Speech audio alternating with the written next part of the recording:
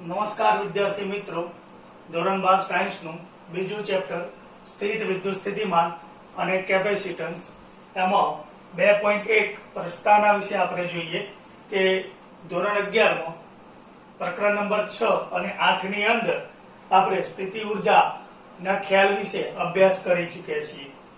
Spring બર અથવા ગુરુત્વ બર જેવા બરની વિરુદ્ધમાં જ્યારે કોઈ બાહ્ય બળ પદાર્થને એક બિંદુએથી બીજા બિંદુ સુધી લઈ જવા માટે કાર્ય કરે છે ત્યારે એ કાર્ય એ પદાર્થની સ્થિતિ ઉર્જા સ્વરૂપે સંગ્રહ પામે છે. એટલું યાદ રાખવાનું મિત્રો કે કાર્ય ત્યારે જ થાય જ્યારે ઉર્જા વપરાય, એટલે ઉર્જાના ભોગે જ કાર્ય આપણને મળે છે.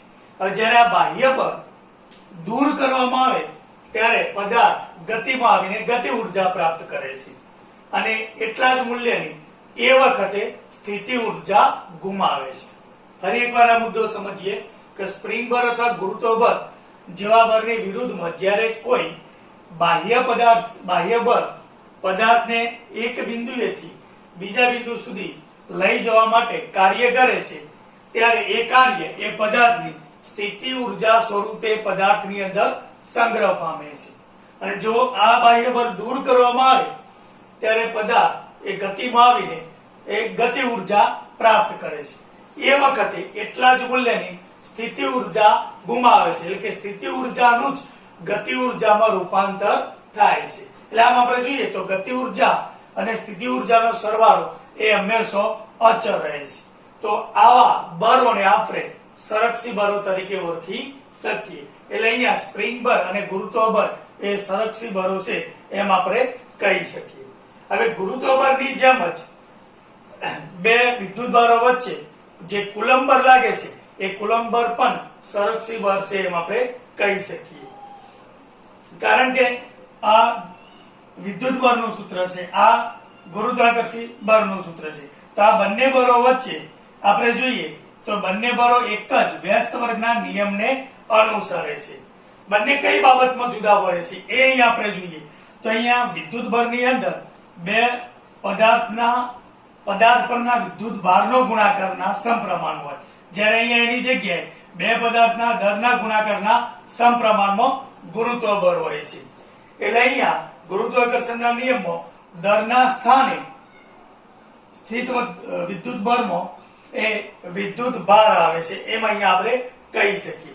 એટલે આમ ગુરુત્વ ક્ષેત્રમાં દરની સ્થિતિ ઉર્જાની જેમ અહીંયા આપણે સ્થિત વિદ્યુત ક્ષેત્રમાં વિદ્યુત ભારની સ્થિત વિદ્યુત સ્થિતિ ઉર્જા ને વ્યાખ્યાયિત કરી શકીએ છીએ અને એના વિશે અહીંયા આપણે અભ્યાસ કરવાનો છે.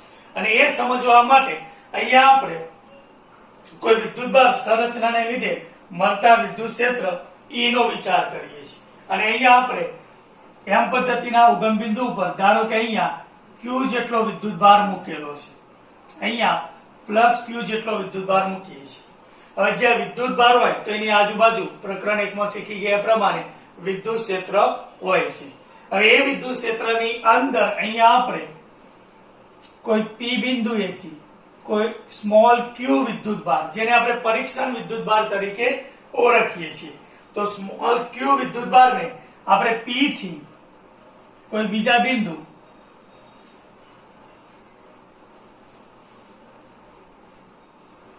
R સુધી લાવવામાં આવે છે. તો અહીંયા આપણે જાણીએ છીએ કે અહીંયા q વિદ્યુત ભાર મૂકેલો છે, તો q વિદ્યુત ભાર, આ q વિદ્યુત ભારને અહીંયા આપણે લાવીશું તો એના ઉપર કુલંબ બળ લગાડશે. એ કુલંબ બળ કયા પ્રકારનો હશે? જો આપણે એમ કહીએ કે કુલંબીય અપાકર્ષી બળ લગાડે છે કે આ વિદ્યુત ભારને P થી R તરફ લાવીએ તો અહીંયા આ q ને લીધે એના પર કુલંબીય અપાકર્ષણ બળ લાગે છે. તો એ ત્યારે જ શક્ય છે કે અહીંયા આ q વિદ્યુત ભાર જે છે જે આપણે ઉગમ બિંદુ પર મૂકેલો છે એ ધન વિદ્યુત ભાર હોય અને આ પણ ધન વિદ્યુત ભાર હોય, કાં તો બંને ઋણ વિદ્યુત ભાર હોય. એટલે ટૂંકમાં બંને સજાતીય વિદ્યુત ભાર હોય તો એમની વચ્ચે અપાકર્ષણ બળ લાગશે. અહીંયા આપણે ધારીએ છીએ કે Q અને Q બંનેના મૂલ્યો ગ્રેટર ધેન 0 છે. એનો અર્થ થશે કે બંને વિદ્યુત ભાર એ ધન વિદ્યુત ભાર છે, એટલે બંને વચ્ચે અપાકર્ષણ બળ લાગે છે. બંને ધન હોવા જોઈએ અથવા બંને ઋણ હોય તો જ એમની વચ્ચે આ અપાકર્ષણ બળ લાગે છે. હવે આગળ જોઈએ આપણે કે આપણે ધારી લઈએ કે ધારો કે અહીંયા અને પહેલા ચેપ્ટરમાં પણ આપણે શીખી ગયા છીએ કે પરીક્ષણ વિદ્યુતભારનું મૂલ્ય એટલું નાનું હોવું જોઈએ જેથી કરીને આ ક્યુ વિદ્યુતભાર કેપિટલ ક્યુ વિદ્યુતભાર જેને લીધે વિદ્યુત ક્ષેત્ર ઉત્પન્ન થયું છે એ વિદ્યુતભારના સ્થાનમાં કે એની સંરચનામાં કોઈ ફેરફાર થવો જોઈએ નહીં એટલો આ ક્યુ વિદ્યુતભાર નાના મૂલ્યનો હોવો જોઈએ જે આપણે અગાઉ શીખી ગયા છીએ અથવા બીજી રીતે આપણે કહીએ કે આ કેપિટલ ક્યુ વિદ્યુતભાર કોઈ એવા બળથી જકડાયેલો હોય કે જેથી કરીને આ ક્યુ વિદ્યુતભારને આપણે એની તરફ લાવી તો આના સ્થાનમાં આની સંરચનામાં કોઈ ફેરફાર થવો જોઈએ નહીં હવે સ્મોલ ક્યુ વિદ્યુતભારને બિંદુ P થી બિંદુ આ તરફ લાવવામાં આવે ત્યારે આપણે એના ઉપર કારણ કે અહીંયા કેપિટલ ક્યુ વિદ્યુતભાર એના ઉપર અપાકર્ષણ બળ લગાડે છે એ અપાકર્ષણ બળને સમતોલે એટલું અને એના કરતા વિરુદ્ધ દિશામાં આના ઉપર આપણે બાહ્ય બળ લગાડવું પડે એટલે અહીંયા Fe આ ક્યુ વિદ્યુતભારને લીધે એના પર લાગતું અપાકર્ષી બળ અથવા બંને વિદ્યુતભારોની વચ્ચે લાગતું કુલંબી અપાકર્ષી બળ અને સ્મોલ ક્યુ વિદ્યુતભાર પર લાગતું બાહ્ય બળ F એક્સટર્નલ તરીકે અહીંયા આપણે લખીએ તો આ બંનેના મૂલ્યો સમાન અને પરસ્પર વિરુદ્ધ દિશામાં આ બાજુ લાગશે Fe અને અહીંયા આ બાજુ F એક્સટર્નલ આ બંને સમાન મૂલ્યના અને પરસ્પર વિરુદ્ધ હોવા જોઈએ એટલે આમ આપણે કહી શકીએ કે સ્મોલ ક્યુ વિદ્યુતભારને P થી R તરફ લાવવામાં આવે છે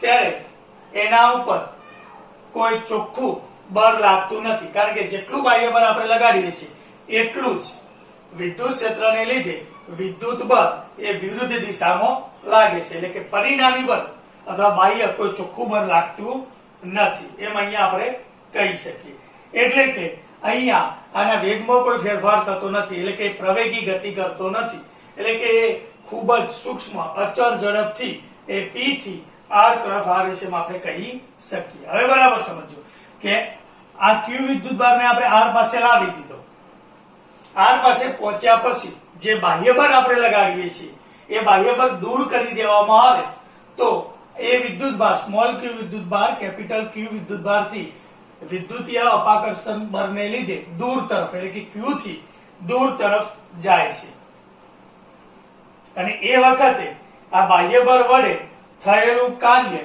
એ વિદ્યુત બળ વડે થયેલા કાર્યના ઋણ મૂલ્ય જેટલું હોય છે એટલે કે લખી શકીએ Fe બરાબર -F E એક્સટર્નલ અને તે વિદ્યુતભાર Q ની Q માં સ્થિતિ ઊર્જા સ્વરૂપે સંગ્રહ પામે છે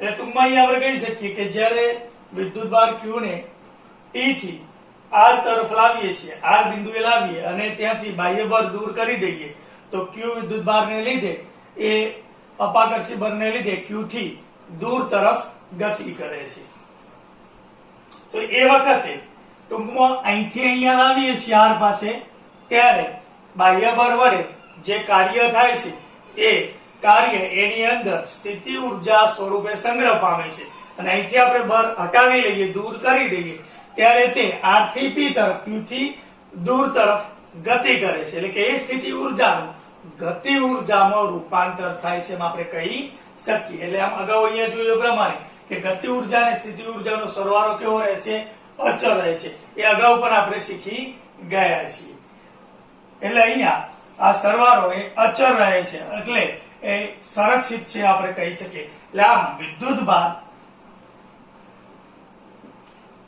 Q ને R થી P સુધી લઈ જવામાં બાહ્ય બળ વડે થયેલું કાર્ય W RP લખીએ આપણે R થી P તરફ વિદ્યુતભાર Q ને આપણે લઈ જઈએ તો એ વખતે બાહ્ય બળ વડે થયેલું કાર્ય WRP લખીએ સંકલન r થી p f એક્સટર્નલ અને સ્થાનાંતર સૂક્ષ્મ સ્થાનાંતર નાના ભાગ લઈ લઈએ dr, તો f એક્સટર્નલ ઇન્ટુ dr આપણને મળશે. ઇઝ ઇક્વલ ટુ લખવું હોય તો f external is equal to minus f ઈ થશે, એટલે માઇનસ r થી p વિદ્યુતભારના સ્વરૂપમાં લખીએ f e ઇન્ટુ dr, આગળ માઇનસ આવી જશે. એટલે આમ કાર્ય એ સ્થિત વિદ્યુત અપાકર્ષણ બળની વિરુદ્ધમાં થયેલું છે અને તે સ્થિતિ ઉર્જા સ્વરૂપે વિદ્યુતભાર q ને મળે છે અથવા q માં સ્થિતિ ઉર્જા સ્વરૂપે સંગ્રહ પામે છે, આપણે કહી શકીએ છીએ. હવે બરાબર સમજો મિત્રો કે વિદ્યુત ક્ષેત્રમાં દરેક બિંદુએ q વિદ્યુતભાર ધરાવતો કણ અમુક સ્થિતિ ઉર્જા ધરાવે છે. વિદ્યુત ક્ષેત્રમાં દરેક બિંદુએ q વિદ્યુતભાર ધરાવતો કણ એ કઈક સ્થિતિ ઉર્જા ધરાવતો જ હોય છે, પણ તેના પર કરેલું કાર્ય એ એની સ્થિતિ ઉર્જામાં જ્યારે એને r થી p તરફ લઈ જવામાં આવે, r અને p વચ્ચેના જે બિંદુઓ છે એ r અને p બિંદુઓ વચ્ચેની સ્થિતિ ઉર્જાના તફાવત જેટલો વધારો કરે છે. તો આમ સ્થિતિ ઉર્જાનો તફાવત આપણે લખવો હોય તો સ્થિતિ ઉર્જાનો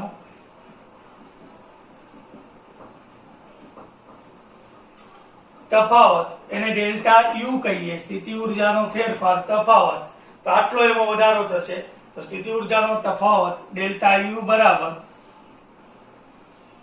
p ની સ્થિતિ ઉર્જા માઈનસ p પાસે વિદ્યુતભારની સ્થિતિ ઉર્જા માઈનસ એને r પાસે લાવીએ ત્યારે r પાસેની સ્થિતિ ઉર્જા અથવા is equal to AW RP જેટલું હોય છે. એટલે આમ લખી શકીએ કે delta you is equal to minus સ્થિતિ ઉર્જાનો તફાવત r થી p fe ઇન્ટુ dr.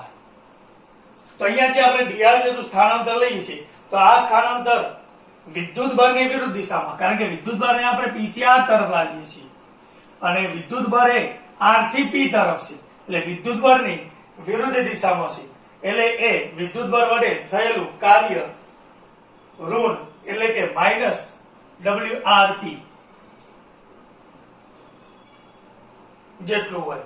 એટલે આમ આપણે કોઈ પણ યાદચ્છિક વિદ્યુતભાર સંરચનાના વિદ્યુત ક્ષેત્ર માટે બે બિંદુઓ વચ્ચેનો વિદ્યુત સ્થિતિ ઉર્જાનો તફાવત ને આપેલ વિદ્યુતભાર q ને એક બિંદુએથી બીજા બિંદુઓ પર પ્રવેગ રહિત ગતિથી લઈ જવા માટે બાહ્ય બળ વડે થયેલા કાર્ય અથવા બાહ્ય બળ વડે કરવા પડતા કાર્ય તરીકે વ્યાખ્યાયિત કરી શકીએ છીએ. હવે અહીંયા આપણે આના અગત્યના મુદ્દાઓ વિશે જોઈએ.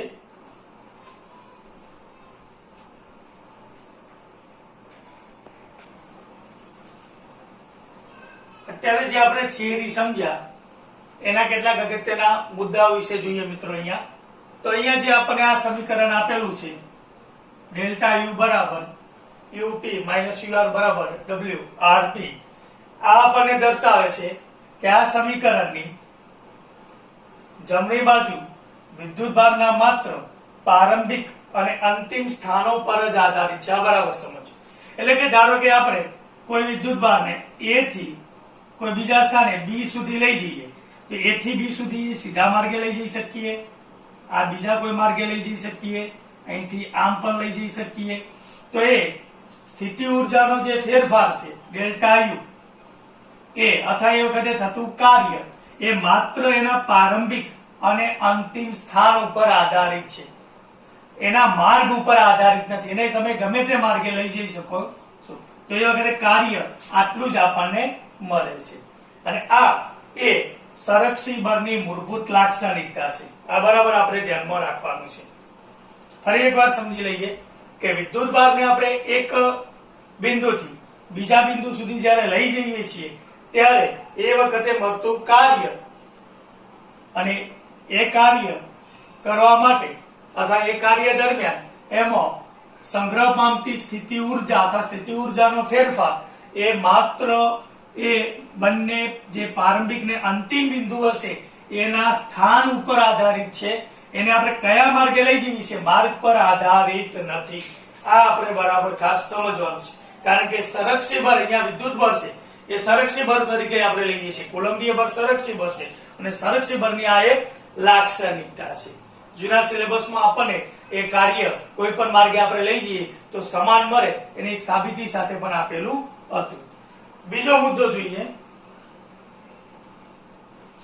કે આ જે સમીકરણ આપણને આપેલું છે આ સમીકરણમાં સ્થિતિ ઊર્જાના તફાવતને આપણે ભૌતિક દ્રષ્ટિએ અર્થપૂર્ણ રાશિ કાર્યના સંદર્ભમાં વ્યાખ્યાયિત કરે છે. એટલે એ તો સ્પષ્ટ છે કે આ રીતે વ્યાખ્યાયિત થયેલી સ્થિતિ ઊર્જા સરવાળામાં આવતા અચળાંક પૂરતી અનિશ્ચિત છે. એટલે આનો અર્થ એ છે કે સ્થિતિ ઊર્જાના ખરેખર મૂલ્યનો ભૌતિક રીતે કોઈ અર્થ નથી. એટલે માત્ર સ્થિતિ ઊર્જાના તફાવતને જ કંઈક અર્થ છે. એટલે આપણે અહીંયા સ્થિતિ ઊર્જાના નિરપેક્ષ મૂલ્ય કોઈ બિંદુ પાસે વિદ્યુતભારના સ્થિતિ ઊર્જાના નિરપેક્ષ મૂલ્ય કરતા એ વિદ્યુતભારને આપણે એક બિંદુથી બીજા બિંદુએ લઈ જઈએ છીએ એ દરમિયાન એના સ્થિતિ ઊર્જામાં જે ફેરફાર થાય છે એ ફેરફાર વધારે અગત્યનો છે. સ્થિતિ ઊર્જાના નિરપેક્ષ મૂલ્ય કરતા સ્થિતિ ઊર્જાનો ફેરફાર એ આપણે વધારે અગત્યનો છે એમ આપણે કહી શકીએ. એટલે આમ દરેક બિંદુ આગળની સ્થિતિ ઊર્જામાં આપણે હંમેશા કોઈ યાદચ્છિક અચળાંક ઉમેરીએ. ધારો કે અહીંયા જે સમીકરણ આપણને આપેલું છે એમાં આપણે યુપી પી બિંદુ પાસે જે સ્થિતિ ઊર્જા હતી એની અંદર આલ્ફા અચળાંક ઉમેરીએ છીએ minus UR plus alpha is equal to લઈએ આપણે તો અહીંયા માઇનસ આલ્ફા કૌંસોરી એટલે અહીંયા સોરી પ્લસ આલ્ફા કૌંસોરી એટલે માઇનસ આલ્ફા થઈ જશે. એટલે અહીંયા આપણને યુપી માઇનસ યુઆર અથવા ડબલ્યુઆરપી જેટલું જ મળે છે. એટલે અહીંયા આને જુદી રીતે કહીએ તો જ્યાં સ્થિતિ ઊર્જા શૂન્ય છે એવા બિંદુની પસંદગીમાં અહીંયા આપણને સ્વતંત્રતા છે. જ્યાં સ્થિતિ ઊર્જા શૂન્ય હોય ત્યાં આપણે બિંદુ પસંદગીમાં સ્વતંત્ર મળે છે.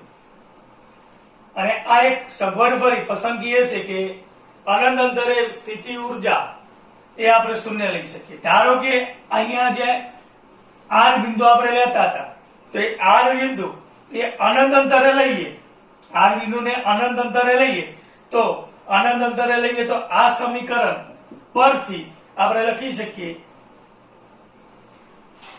અનંત અંતરેથી આપણે પી બિંદુએ આર ને અનંત અંતરે લઈએ અને અનંત અંતરેથી વિદ્યુતભારને પી બિંદુ સુધી આપણે લઈ જવું હોય તો એ દરમિયાન થયેલું કાર્ય ડબલ્યુ ઇન્ફિનિટી થી ટી સુધી તો યુપી ઉપરના સમીકરણ પરથી માઇનસ યુ ઇન્ફિનિટી થશે.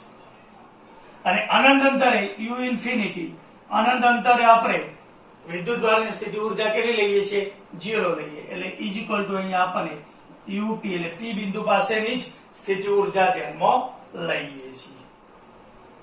બીજું અહીંયા યાદ રાખવાનું છે કે જ્યારે આવું બે વિદ્યુતભારોનું તંત્ર આપેલું હોય તો અહીંયા આપણે જ્યારે વિદ્યુતભાર ક્યુ ને ટી થી આર સુધી લાવીએ છીએ ત્યારે કીધેલું છે કે અહીંયા કેપિટલ ક્યુ ના સ્થાનમાં કોઈ ફેરફાર થવો જોઈએ નહીં. એ રીતે જ ક્યુ વિદ્યુતભારને આપણે પી થી આર સુધી લાવવાનું છે.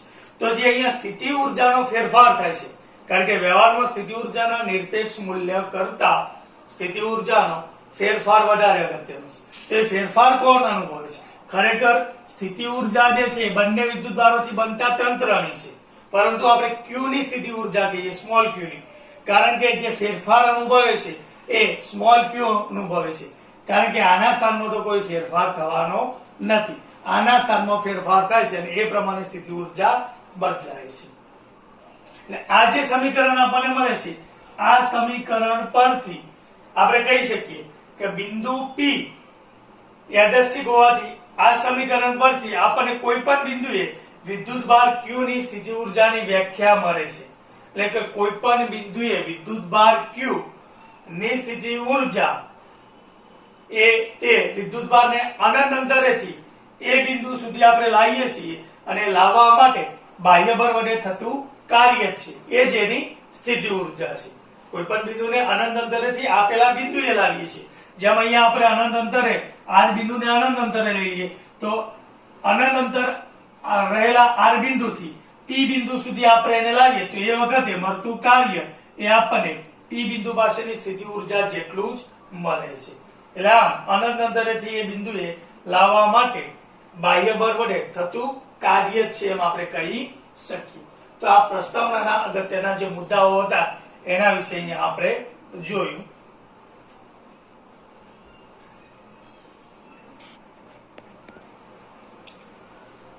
વિદ્યાર્થી મિત્રો, આપણે જે અગત્યના મુદ્દામાં પહેલો મુદ્દો જોયો કે વિદ્યુત ભારને એક બિંદુએથી બીજા બિંદુ સુધી આપણે લઈ જઈએ છીએ ત્યારે દરમિયાન થતું કાર્ય એ માત્ર એના પ્રારંભિક ને અંતિમ સ્થાન ઉપર આધાર રાખે છે. એને કયા માર્ગે આપણે લઈ જઈએ છીએ એ માર્ગ પર આધારિત નથી. એની આપણે એક સાબિતી અહીંયા જોઈએ કે ધારો કે કોઈ Q જેટલા વિદ્યુત ક્ષેત્રમાં આપણે એક એમએક્સ પદ્ધતિ લઈ લઈએ છીએ, x y z, અને અહીંયાના ઉગમ બિંદુ પર કેપિટલ Q જેટલો આપણે વિદ્યુત ભાર મૂકેલો છે. આના વિદ્યુત ક્ષેત્રમાં આપણે કોઈ એકમ ધન વિદ્યુત ભારને અહીંયા Q બરાબર +1 કુલમ લઈએ છીએ હાલ. તો એકમ ધન વિદ્યુત ભારને લાવવામાં આવે ત્યારે સ્વાભાવિક છે કે આ વિદ્યુત ભારને લીધે એના ઉપર F બરાબર Q × E જેટલું વિદ્યુત બળ લાગશે. અને એ વિદ્યુત ભાર ગતિ કરવા માટે મુક્ત હોય તો એ ગતિ કરશે. તો એ દરમિયાન થતું કાર્ય જે છે એ માત્ર એના પ્રારંભિક ને અંતિમ સ્થાન ઉપર આધાર રાખે છે, એના માર્ગ ઉપર નહીં. એ આપણે સાબિત કરવું છે કે ધારો કે અહીંયા આપણે કોઈ એક એ બિંદુએથી એકમ ધન વિદ્યુત ભારને કોઈ અહીંયા આપણે બીજું બી બિંદુ લઈ લઈએ, બી બિંદુ સુધી લઈ જવું છે. ઉગમ બિંદુની સાપેક્ષે એ બિંદુનો સ્થાન સદિશ આપણે r a લઈ લઈએ છીએ અને બી બિંદુનો સ્થાન સદિશ r b લઈ લઈએ. ધારો કે આ ધન વિદ્યુત ભાર હોય તો ધન વિદ્યુત ભારને લીધે ઉદ્ભવતું વિદ્યુત ક્ષેત્ર એ વિદ્યુત ક્ષેત્ર રેખાઓ આ બાજુ આપણને મળશે એટલે વિદ્યુત ક્ષેત્ર આમ Q થી દૂરની તરફ આ બાજુ આપણને મળશે. હવે આ વિદ્યુત ભારને આપણે A થી B સુધી લઈ જવો છે. વિદ્યુત ભાર એકમ ધન વિદ્યુત ભાર લીધો છે. જેવો આપણે આના વિદ્યુત ક્ષેત્રમાં લાવીશું ત્યારે એના પર લાગતું બળ એ વિદ્યુત ક્ષેત્ર જેટલું થશે. કઈ રીતે અહીંયા આપણે જોઈએ તો વિદ્યુત બળ F બરાબર સૂત્ર પ્રમાણે K capital Q small q r². આના ઉપરથી લઈ લઈએ આપણે કે Q નું મૂલ્ય 1 કુલમ હોય તો F બરાબર શું થઈ જશે E. એટલે અહીંયા F બરાબર આપણને kq r² અને r કેરેટ એ સ્થાન સદિશની દિશામાંનો એકમ સદિશ લઈએ છીએ. તો F બરાબર આપણે E લઈ શકીએ છીએ. હવે વિદ્યુત ભારને આપણે A થી B સુધી લઈ જઈએ છીએ તે દરમિયાન ધારો કે સૂક્ષ્મ સ્થાનાંતર dr થતું હોય તો એ વખતે થતું કાર્ય dw આપણે જો લઈએ તો dw બરાબર સૂત્ર પ્રમાણે F × r મળશે. કાર્ય બરાબર બળ ગુણ્યા સ્થાનાંતર. માર્ગના નાના ભાગ લઈ લઈએ છીએ આપણે અને dw બરાબર F ની જગ્યાએ E મૂકી શકીએ આપણે હાલ અહીંયા જોઈએ પ્રમાણે તો E × dr લઈ શકીએ. હવે ધારો કે વિદ્યુત ભારને આપણે A થી પહેલા અહીંયા આ રીતે આપણે ચાપ વિચારીએ છીએ. A થી હું C સુધી લઈ જાઉં છું અને C થી B સુધી લઈ જાઉં છું. તો એ દરમિયાન થતું કાર્ય કેટલું થશે એ અહીંયા આપણે મેળવીએ. એ દરમિયાન થતું કાર્ય એ કેટલું થાય છે એ અહીંયા આપણે જોઈએ. તો એ દરમિયાન થતું કાર્ય સૂત્ર પ્રમાણે જો કુલ કાર્ય W લેવું હોય આના પરથી તો સંકલન A થી B E × dr આ આપણે શોધવું છે. એના માટે આપણે બે માર્ગ પસંદ કરીએ છીએ. એક માર્ગ આપણે પસંદ કરીએ છીએ A થી C સુધી લઈ જઈએ અને C થી B સુધી લઈ જઈએ. બીજો માર્ગ અહીંયા A થી D સુધી લઈ જઈએ આપણે વિદ્યુત ભારને અને પછી D થી B સુધી લઈ જઈએ. તેમાં પહેલો માર્ગ આપણે જોઈએ A થી C અને C થી B સુધી. તો એ દરમિયાન આપણે પહેલા વિદ્યુત ભારને A થી C સુધી લઈ જઈએ તો W AC બરાબર સૂત્ર પ્રમાણે આપણને E × dr મળશે. E dr cos θ થશે. હવે બરાબર સમજો કે અહીંયા આપણે વિદ્યુત ભારને A થી C સુધી લઈ જઈએ છીએ. એ વિદ્યુત ક્ષેત્ર આમ આપેલું છે આપણને વિદ્યુત ક્ષેત્રની દિશા અને આપણે સ્થાનાંતર આમ કરીએ છીએ એટલે બંને વચ્ચે 90 નો એંગલ બનશે.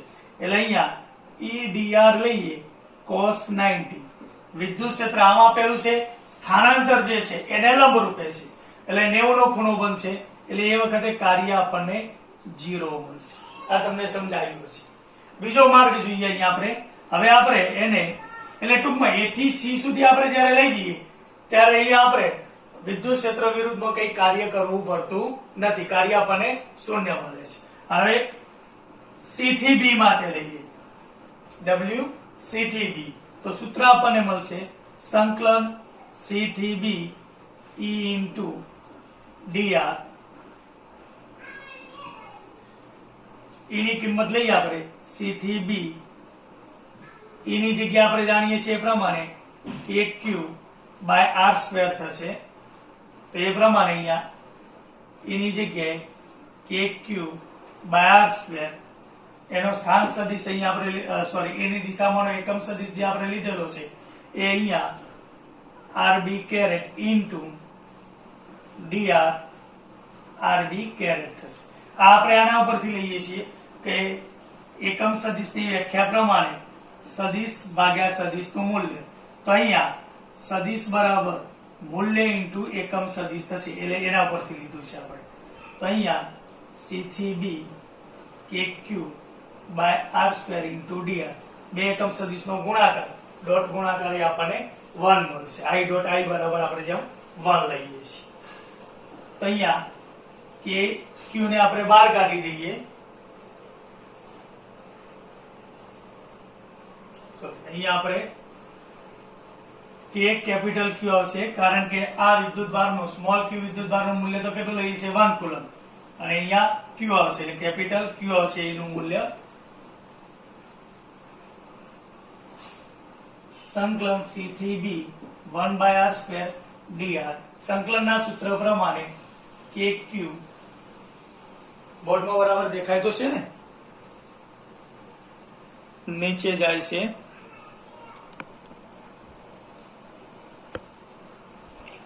kq, આનું સંકલન લઈશું આપણને તો -1 by r મળશે C થી B. એની અંદર હવે આપણે લિમિટ મૂકીએ તો is equal to, બરાબર સમજો મિત્રો, is equal to kq -1 by rb upper limit minus minus plus 1 by rc થશે એટલે 1 by rc આપણે પહેલા મૂકીએ અને અહીંયા b rb પછી મૂકીએ છીએ. ચલો આ ખ્યાલ આવી જશે. rc અહીંયા સુધીનો સ્થાન સદિશ થશે અને એ રીતે અહીંયા rd d બિંદુનો ઉગમ બિંદુની સાપેક્ષે સ્થાન સદિશ આપેલો છે.